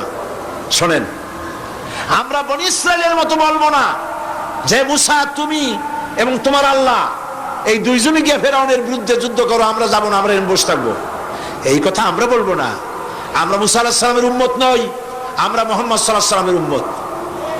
বরং আমরা বলবো, বাল ইযহাব আনতা ওয়া রাব্বুকা ফাকাতিলা ইন্না মাকুমা মুকাতিলুন। বরং আমরা বলবো, আপনি চলুন, আমরা আপনার সাথে আল্লাহর হুকুম মাফিক লড়বো, জিহাদ করব। ততক্ষণ পর্যন্ত মা দামাত আইনুম মিন্না তাতাররাফ, যতক্ষণ পর্যন্ত আমাদের চোখের পাতা নড়তে থাকে, ততক্ষণ আপনার সাথে থেকে কাফেরের বিরুদ্ধে লড়াই করে যাব। জীবনের পরোয়া তারা করেন নাই, জীবনের পরোয়া করেননি। হুজুর সাল্লাল্লাহু আলাইহি ওয়াসাল্লাম দারুণ ভাবে খুশি হয়ে গেলেন। হুজুর হেজিটেট ফিল করছিলেন যে এই সামান্য কিছু লোক, অস্ত্র নাই, পাতি নাই, এতগুলি লোকের বিরুদ্ধে যুদ্ধ করতে যাবে। যুবকের মুখে এই কথা শুনে হুজুর দারুণ খুশি হলেন। আল্লাহর নবী বললেন, কুমু বিনা ইলা জান্নাতিন জান্নাতুন আরদুহা কারদিস সামাওয়াতি ওয়াল আরদ। ও সাহাবীরা, তোমাদের মনোভাব যখন এই, তোমাদের মানসিকতা যখন এই, চলো আমার সাথে বেহেশতের দিকে, সেই জান্নাতের দিকে যেই জান্নাত আল্লাহর আকাশ আর জমিনের চাইতে অনেক প্রশস্ত। চলো আমার সাথে বেহেশতে, সুবহানাল্লাহ, চলো আমার সাথে জান্নাতে। ফাকামা উমাইর বিন হামাম ওয়া কানা ইয়াকুলু তামার। হযরত উমাইর নামক একজন যুবক দাঁড়ায় গেলেন এবং তিনি হাতে কতগুলি খরমা ছিল, সেই খরমাগুলি তিনি চিবোচ্ছিলেন। রাসূলুল্লাহর বক্তৃতা শুনতেছিলেন আর খরমা চাবাচ্ছিলেন। খরমা চাবান, বিচিগুলি ফেলে দেন, এভাবে করতেছেন, হাতে কতগুলো খরমা। হযরতে উমাইর বলছেন, ওয়াকালা বাহ বাহ, অর্থাৎ আয় আযামাহু আয় আহসানাহু, হে রাসূল আপনি কি সুন্দর কথা বললেন। আপনার সাথে লড়াই করতে যাব কাফেরদের বিরুদ্ধে, সেই লড়াই করলে এমন বেহেশত পাবো যে বেহেশত হবে আকাশ আর জমিনের চাইতেও প্রশস্ত। তাহলে ওয়াল্লাহি হাত্তা আকুলাহুন্না ইন্নাহা লাহায়াতুন তাবিলা, তাহলে আমার হাতে যে খোরমাগুলি আছে এই সমস্ত খোরমাগুলি খেতে গেলে কিন্তু অনেক সময় লেগে যাবে। এত সময় বেহেশতে যাওয়ার জন্য আমি তো তর সহ্য করতে পারবো না। ফারামাবিহিন্না, হাতের সব খোরমা ভালাই দিলেন, যুদ্ধে ঝাঁপায় পড়লেন। অনেকক্ষণ কাফেরদের বিরুদ্ধে লড়াই করে হযরত ওমায়ের শাহাদাত বরণ করলেন। রাসূলুল্লাহ তার লাশের কাছে গিয়ে আঙ্গুল দিয়ে ইশারা করে বললেন, ইন্নাকা মিন আহলিহা, ওমায়ের তুমি যেই বেহেশতে যাওয়ার জন্য খোরমাগুলি খাওয়ার সময় পাচ্ছিলে না, তাড়াতাড়ি করে খোরমাগুলি হাত দিয়ে ফেলে দিয়েছিলে, আমি আল্লাহর রাসূল আমি সাক্ষী দিচ্ছি অবশ্যই আল্লাহর সেই জান্নাত তোমার জন্য অবধারিত। মুমিন ব্যক্তি সে কখনো মৃত্যুর ভয়ে উদ্দেশ্য হাসিল থেকে চুপ করে বসে থাকে না। সে ভয় করে কেবলমাত্র কাকে? সে মৃত্যুর ভয়, মৃত্যু হবেই এবং আমার জন্যে বিশ্বাস রাখতে হবে। আমার জন্যে যদি কোনো বুলেট এর উপরে আমার নাম লেখা থাকে, পৃথিবীর সমস্ত মানুষ আমাকে পাহারা দিয়ে সেই বুলেট থেকে আমাকে রক্ষা করতে পারবে না। আর যদি কোনো বুলেটে আমার নাম লেখা না থাকে, সারা পৃথিবীর সমস্ত মানুষ বৃষ্টির মতো গুলি বর্ষণ করলেও একটি গুলিও আমাকে বিদ্ধ করতে পারবে না। এটার নাম হলো ঈমান। এটার নাম কি? এই ঈমান পেলাম কোথায়? কোথায় পেলাম? কোরআন শরীফে। কোথায় পেয়েছে? আল্লাহ রাব্বুল আলামিন বলেন, ওয়ামা হুম বিদরিনা বিহি মিন আহাদিন ইল্লা বিইজনিল্লাহ। একথা সুস্পষ্ট, আল্লাহর অনুমতি ব্যতিরেকে বান্দার কোনো ক্ষতি সাধন কেউ করতে পারে না। জোরে বলেন সুবহানাল্লাহ। কেউ কারো কোনো ক্ষতি করতে পারবে না। যেটা ক্ষতি যদি কিছু থাকে কিসমতে, ওটা তো মুকদ্দার ছিল, তকদির ছিল, সেটাই হবে, এর বাইরে কিছুই হবে না। সুতরাং মুমিন ব্যক্তি সে সাহসী হবে, সে কখনো চিন্তা করবে না মৃত্যুর ভয়ের। উদ্দেশ্য হাসিলের জন্য হয় শরীরের পতন, না হয় মন্ত্রের সাধন, ডু অর ডাই, সে আল্লাহর জন্য তার জীবন দিতে প্রস্তুত থাকবে। কারণ আল্লাহ রাব্বুল আলামিন বলেছেন, ইন্নাল্লাহ আশতারা মিনাল মুমিনিনা আনফুসাহুম ওয়া আমওয়ালাহুম বিআন্না লাহুমুল জান্নাহ। আল্লাহ পাক বলেন, আমি আমার মুমিনের জান আর মালকে আমি খরিদ করে নিয়েছি, বিনিময়ে আমার বান্দাকে আমার জান্নাত দান করে দিয়েছি। জোরে কোন সুবহানাল্লাহ। মুমিনের জান আর মালকে নিয়েছেন, বিনিময় কি দিবেন? জান্নাত দান করে দিবেন। এটা হলো মুমিনদের আল্লাহর প্রতি ঈমান আনার জন্য 3 নম্বরের কোয়ালিটি। 4th নম্বরে আল্লাহর উপর ঈমান আনলে 4 নম্বরের যে ফায়দাটা, সে ফায়দা হচ্ছে আশাবাদ এবং মানসিক প্রশান্তি। আল্লাহর প্রতি একটা নির্ভরতা এবং আশার সৃষ্টি হয়ে যায়, সে কখনো নিরাশ হয় না। কারণ একটা মানুষ পাপ করলো, চুরি করেছে, ডাকাতি করেছে, জেনা করেছে, হত্যা করেছে, শয়তানি করেছে, বদমাশি করেছে, সব করেছে। এখন শয়তান তাকে ওয়াসওয়াসা দিতে পারে। সেই জন্য আল্লাহ রাব্বুল আলামিন বলেছেন, লা তাকনাতু মির রাহমাতিল্লাহ, বান্দারে আমার রহমত থেকে নিরাশ হয়ে যেও না। আল্লাহর রহমত, বান্দা তোমার গুনাহ কতটুকু? তোমার গুনাহ যদি হয় পাহাড় সমান, আমার রহমত আকাশ সমান। তোমার গুনাহ যদি হয়ে যায় আকাশ সমান, তাহলে আমার রহমত তো আমার আরশে আজিমকে ছাড়ায় গেছে। সুবহানাল্লাহ, সুবহানাল্লাহ বলুন। সুতরাং মুমিন বান্দার এই আশা থাকে। গুনাহ মানুষে করেই, গুনাহ করা স্বাভাবিক। আল্লাহ পাক বলেছেন, যে ব্যক্তি গুনাহ করে আর এরপরে আমার কাছে মাফ চায়, আমি তাকে ক্ষমা করে দেই, মাফ করে দিই। সুবহানাল্লাহ। সুতরাং ইমানদার লোকদের আশা হয়, দুরারোগ্য ব্যাধি তাকে ধরেছে, সে হতাশ হবে না। মরে যাওয়ার জন্য প্রতীক্ষায় সে সময় গুনবে না, বরং তার মনের মধ্যে আশার সঞ্চার হবে, আমার রোগ আল্লাহ ভালো করে দিতে পারেন, পারেন না? আমাদের জাতির পিতা কি নাম কি? হযরত ইব্রাহিম আলাইহিস সালাম। কোরআন শরীফের ভিতরে তার কথা আল্লাহ পাক কোট করে দিয়েছেন। আমাদের জাতির পিতা হযরত ইব্রাহিম আলাইহিস সালাম বলেছেন, আল্লাযী খালাকানি ফাহুয়া ইয়াহদিন। আল্লাহ তিনি আমাকে সৃষ্টি করেছেন, তিনি আমাকে রাস্তা দেখান। ওয়াল্লাযী হুয়া ইউতঈমুনি ওয়া ইয়াসকিন। আর আমি যখন ক্ষুধার্ত হই তিনি আমাকে খাওয়ান, যখন তৃষ্ণার্ত হই তিনি আমাকে পান করান।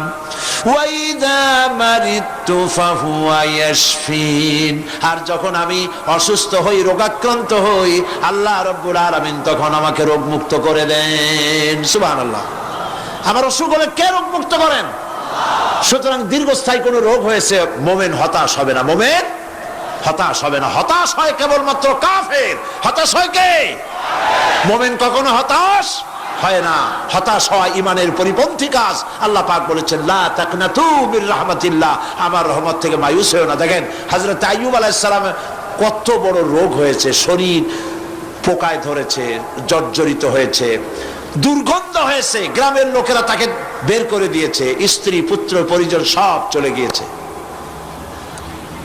এমনকি জিহ্বায় যখন পোকা ধরল, হযরত আইয়ুব আলাইহিস সালাম আল্লাহ রাব্বুল আলামিনের দরবারে ফরিয়াদ করলেন, আন্নি মাসানিয়াদ-দুররু ওয়া আনতা আরহামুর রাহিমিন। আয় আল্লাহ, আমি অসুস্থ হয়ে পড়েছি, আমি রোগাক্রান্ত হয়েছি, আর তোমার নাম রহমান রহিম, তুমি আমাকে রোগ মুক্ত করো। হযরত আইয়ুব আলাইহিস সালাম আল্লাহর দরবারে ফরিয়াদ করলেন, রব্বুল আলামিন সারা শরীরে পোকায় জর্জরিত হয়ে গেছে, এখন আমার জিহ্বায় পোকা ধরেছে, মাবুদ গো আমি তোমার কাছে ফরিয়াদ করি, আমার জিহ্বায় পোকা দিও না, কারণ জিহ্বাটাও যদি নষ্ট হয়ে যায় তাহলে তোমার মতো আল্লাহর জিকির আমি কি দিয়া করব। হযরত আইয়ুব আলাইহিস সালাম আল্লাহ পাকের কাছে যখন এ ধরনের ফরিয়াদ জানালেন, রব্বুল আলামিন তাকে তার রোগ মুক্ত করে দিলেন, তার স্ত্রী পুত্র সব আল্লাহ রব্বুল আলামিন ফিরাইয়া দিলেন। সুবহানাল্লাহ।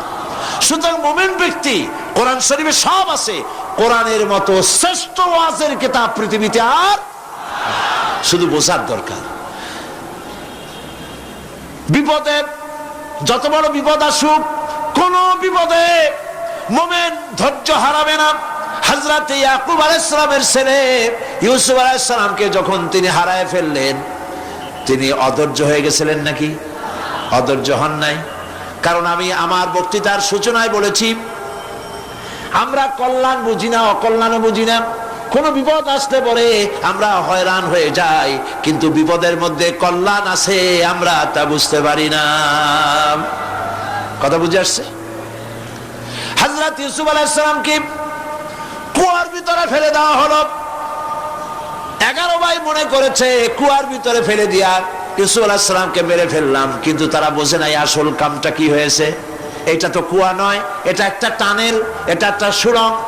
একদিকে কেনান হলো তার এক মুখ, ওই সুড়ঙ্গের এক মুখ হলো কেনানের।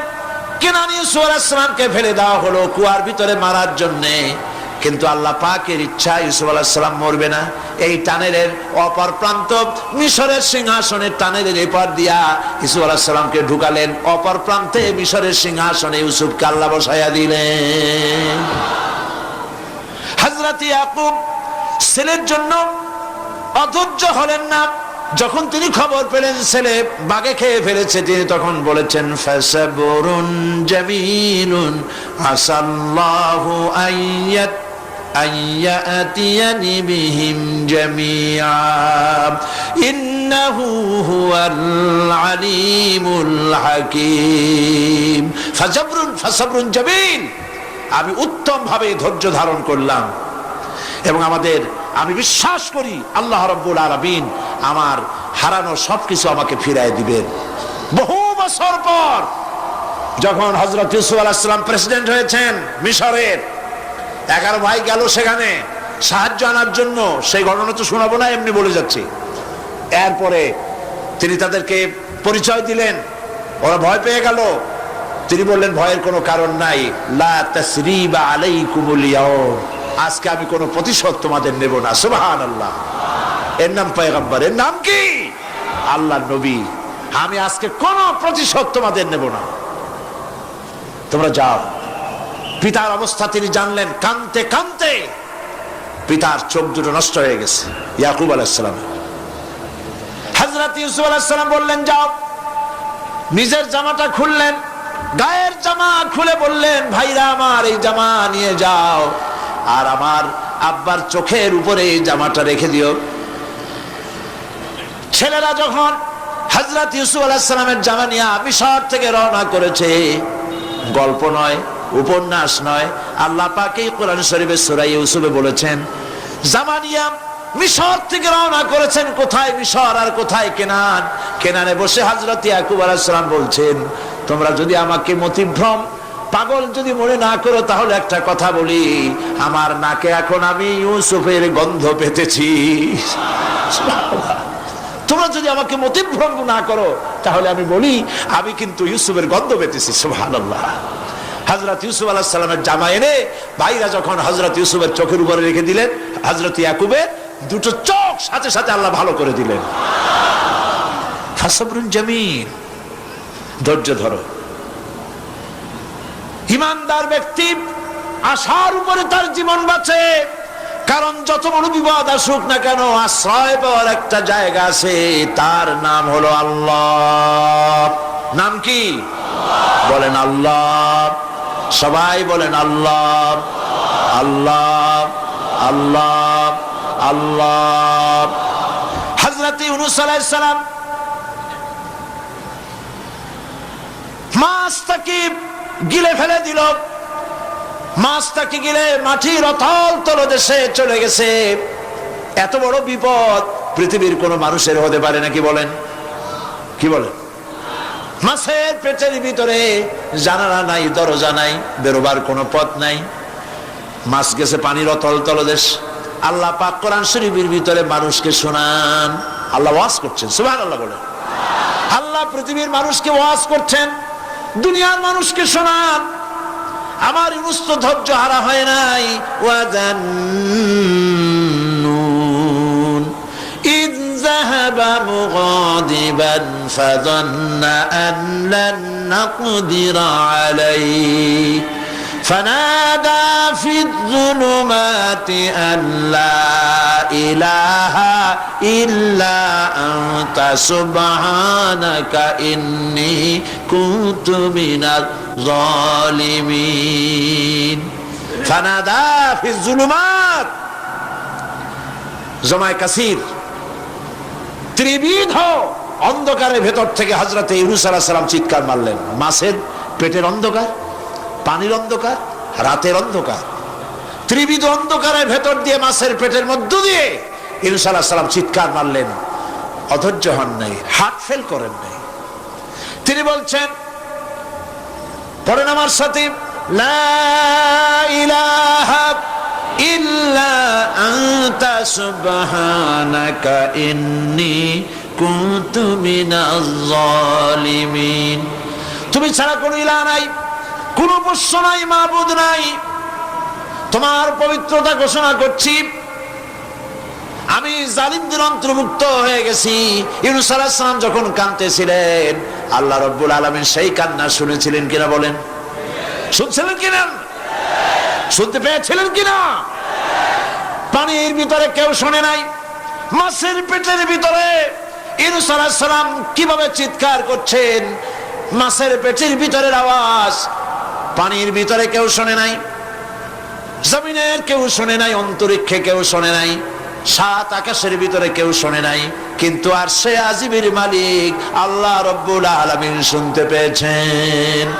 সঙ্গে সঙ্গে রব্বুল আলামিন জবাব দিলেন, ফাস্তাজাবনা লাহু ওয়া নাজ্জাইনাহু মিনাল গাম্মি ওয়া কাযালিকা নুনজিল মুমিনিন। পড়েন, فاستجبنا له ونجيناه من الغم وكذلك ننجي المؤمنين। আমি ইউনূসের ডাকের জবাব দিলাম। কে বলতেছেন? বড় করে বলেন, কে বলছেন? আল্লাহ। সুবহানাল্লাহ। আপনারা কি ভয় পাইছেন? ভয় পেয়েছো মুসলমান? আল্লাহ রাব্বুল আলামিন বলেন, আমি আমার ইউনূসের ডাকের জবাব দিলাম। শুধু জবাব দেই নাই, আমি ইউনূসকে তার মাছের পেটের ভিতর থেকে বাঁচায় দিলাম। মাছের পেটের মধ্যে বেদনা শুরু হয়ে গেল। এমন বেদনা হয়েছে মাছ এখন বমি না করে পারে না। কথা বুঝতে পেরেছে? মাছ এখন বমি না করে পারে না। পানির উপরে মাছ ভেসে উঠল। আল্লাহ কোরআন শরীফের ভিতরে বলছেন, মাছ সাতরায়া কিনারায় চলে গেল। ইউনূস আলাইহিস সালামকে বমি করে ফেলে দিল। ইউনূস আলাইহিস সালাম বেঁচে গেলেন। আল্লাহ পাক বলেন, শুধু ইউনূসকে বাঁচাইলাম না, বরং আমি সকলের জন্য আশার বাণী শোনাই। শোনো মুমিনেরা, ওয়া কাযালিকা নুজিল মুমিনিন। মুমিন বান্দা যারা, যত বড় বিপদ আসুক আমারে ডাকো, আমি বিপদ দিয়ে বাঁচাই দেব। সুবহানাল্লাহ। বিপদ থেকে আমি বাঁচাই দেব। আল্লাহ পাক বলেছেন, ফাইন্না মাআল উসরি ইউসরান, ইন্না মাআল উসরি ইউসরা। জেনে রাখো, দুঃখ এবং কষ্টের পরে রয়েছে সুযোগ সুবিধা, আর অসচ্ছলতার সাথে রয়েছে উদার সচ্ছলতা। যত বড় বিপদ আসছে, এই বিপদের পরে আল্লাহ পাক তার গোলামদের উপরে রহমত নাজিল করবেন ইনশাআল্লাহ।